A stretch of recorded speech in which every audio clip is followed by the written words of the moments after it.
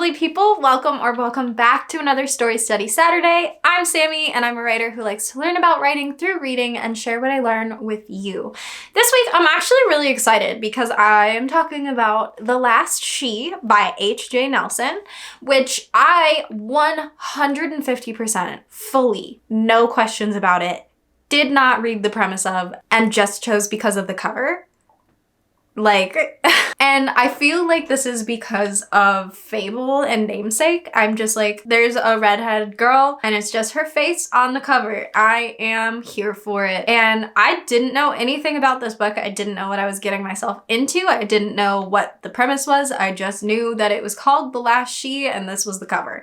And I'm honestly super cool with that. I found out after I read it that it's a Wattpad book and that this is a new cover because it's published the regular way. And I do not think I would have read the Wattpad version because the cover just didn't say anything to me and I didn't know anything about the premise of this one. So judging it entirely based off of the cover, I think there was a good choice in changing it to the new one. In case you're unlike me and would like a quick summary of the plot and the concept of The Last She, I will read one to you. Ara survived the plague, the fast-spreading, deathly plague that targeted women significantly more than men. 3 years after the plague ended the world as we know it, Ara lost her dad, who had taught her everything she knows about surviving in this new world. No men are safe. Not for her. But what happens when a group of men discover her and take her back to their clan? Let's get into my thoughts on this. The way that Ara feels around the men in this world is so relatable because I can't imagine being in a similar situation in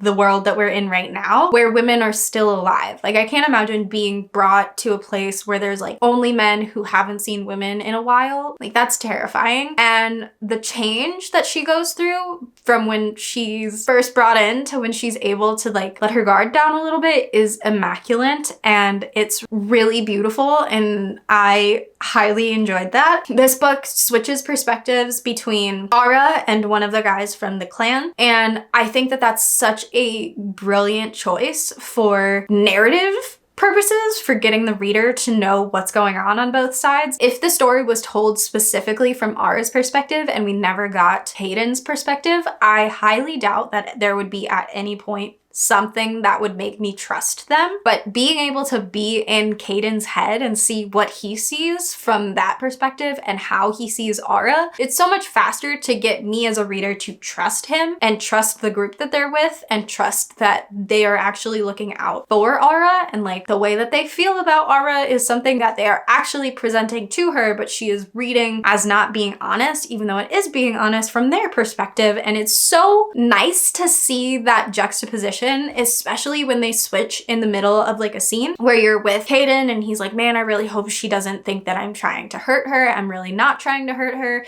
Like, I really hope she's okay. And then she's like, what is this dude's problem? Why does he keep looking at me? Like, what do I need to, like, and it's so enjoyable to read. For one, it's very, very enjoyable to read this back and forth, and it's genuine and it feels really genuine. It feels like these are real people and they're actually having these interactions because I feel a lot of empathy towards Ara's fears, and at the same time, I totally understand where Caden is coming from and why he's like anxious about being read the wrong way because of Ara's fears and Ara's justified fears, and there's just so much respect coming from Caden to Ara that it just shows like very early on in one of the first chapters that they're interacting with each other, you see it fully that Caden has a lot of respect for Ara, and that's so beautiful. And I love that it's a complete juxtaposition and very opposite from exactly what Ara is expecting. So I do not think this book would have been as effective of a story if they didn't have those alternating perspectives, which I adore. Gabriel is a really interesting character in a multi-edged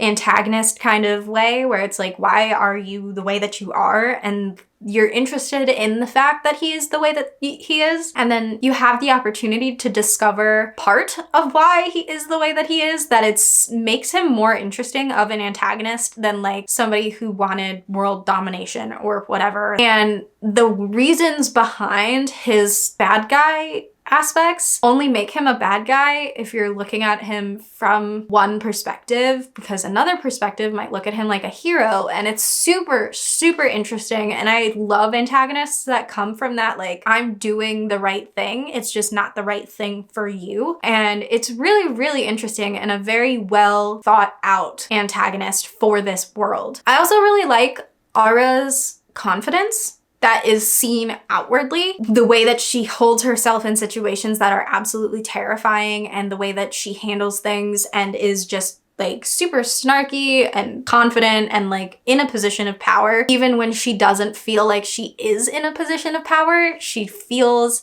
like she's scared of things that are going on around her, but she holds herself with this poise and strength that you would never question what's going on in her head. You would just think she knows exactly what she's doing. And from an outside perspective, looking at her doing that, like from Caden's perspective, it's so interesting, because if we switch to Ara's perspective, she's like, I really hope they buy it. Like, I'm terrified. I'm so scared. Oh, I really don't want to deal with this. It's so scary. Like, amazing, amazing juxtaposition and amazing like characterization for her, because being able to like overcome a fear in that way is so important to her in this world, and the way that she has to survive in this world, especially after they discover that she's a girl. And honestly, the world building in this story is immaculate. It is just the right balance of same of this world and then different, because it's this world if everything really went to crap really fast. And it's just enough relatability to regular everyday life that we're able to follow everything that's going on. And the newer bits just sort of fall into place. The things that make this world its own, they immediately make sense because they're placed into the context of things that we already understand as readers coming into it from our current world. And it makes it more interesting and dynamic, because you don't have to spend a long time explaining what this is, what that is, how that works, and all of that stuff. Like, you just have things that made sense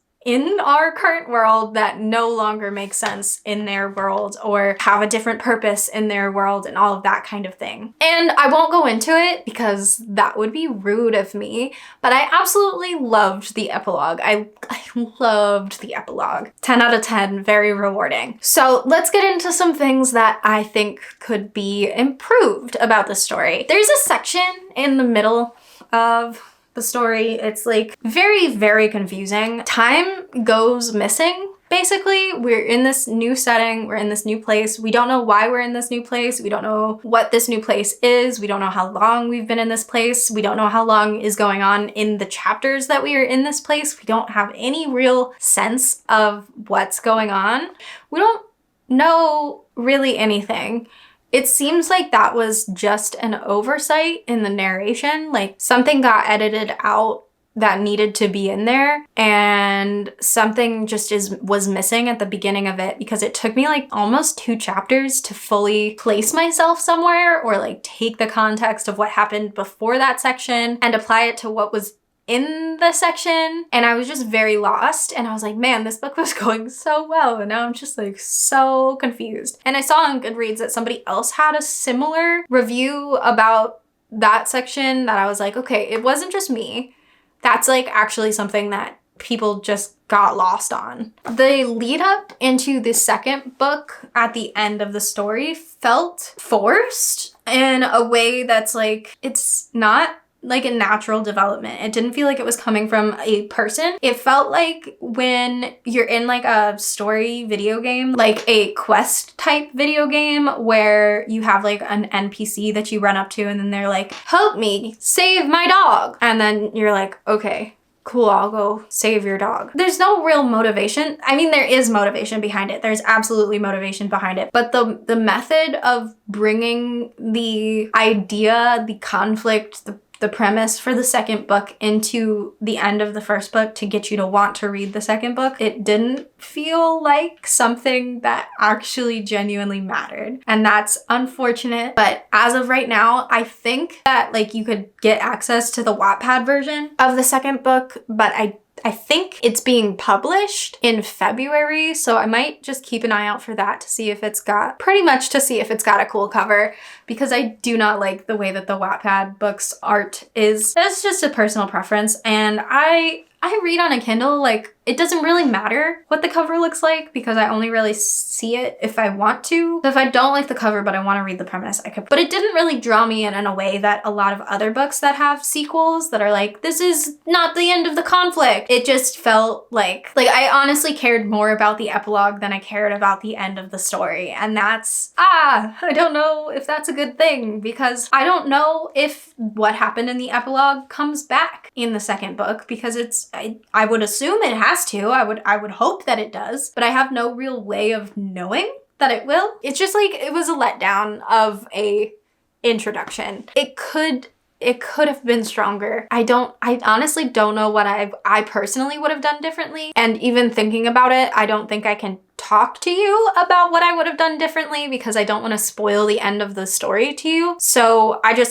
definitely think that could have been stronger. If you take a look at the book, if you've read it, let me know if you felt similarly about that, because I would love to know if it's just like a personal thing from my perspective or if it's something that other people have experienced. So what can writers learn from this book? This is a good example of building a dystopian without completely abandoning our current society. I feel like it's super common for dystopians to take place very, very far in the future, very, very distant from how we currently do things, how our world is currently set up, or it'll add some other aspects or whatever kinds of things. The books that I'm thinking of are like The Hunger Games and Divergent and Scythe even. All of those are dystopians and they all take place in a vastly different world than ours currently. And you don't have to do that because this is a very, very effective dystopian that is taking place pretty much in our normal world if one thing happened. It's not like a whole lot of things. It's not decades, years, centuries into the future. It's one thing happened and changed everything. And I think that's an easier way to do world building for a dystopian, but also very effective. Like, you don't have to do as much world building, but your world building can still be super effective, like in this book. It's also a good example of having character motivations coming from like a found family setup or genuine like blood family, like the differences between found family, blood family, and how those connections arise. Interestingly enough, I know I said that the cover reminded me of Fable, but that aspect of the found family versus blood family and how those relationships interact is also something that I noticed in the Fable and Namesake duology. It's also got an interesting dynamic between stakes because it always has high stakes, and there's high stakes in small spaces, like high stakes and very, very localized. These stakes are impossibly high for this small space, and then high stakes for like major spaces. Like, this is a stake that's high for everybody in this entire area, or everybody who has to deal with this thing, and everyone has to interact with those stakes. And it's really interesting to see them juxtaposed because they're all very high stakes, but they're different intimacy levels of the stakes. You're always invested, but you also have a little bit going. Like, you have different intensity levels to be able to ebb and flow with, but you're always fully invested. It was a very hard book to put down. I read it very, very quickly. It was very good. So I would definitely recommend this book to pretty much anybody looking for a good dystopian, especially women. Very relatable book for many women, even though it is not relatable in any kind of way. But that is all that I've got for you today. If you are also ever drawn to books entirely based on their cover, hit that like button. Let me know in the comments if you've read The Last She, if you have any interest in reading The Last She. For real though, comment on the ending, because if I'm like crazy and nobody else felt that way about the ending, I would love to know, because I don't know. So leave me a comment if you've read it, if you remember the ending. Leave me a comment if you go read it and read the ending. Hit that subscribe button if you don't want to miss any of my uploads. I'm here every Tuesday and Saturday for Writing Tip Tuesdays and Story Study Saturdays, so I will be back here on Tuesday.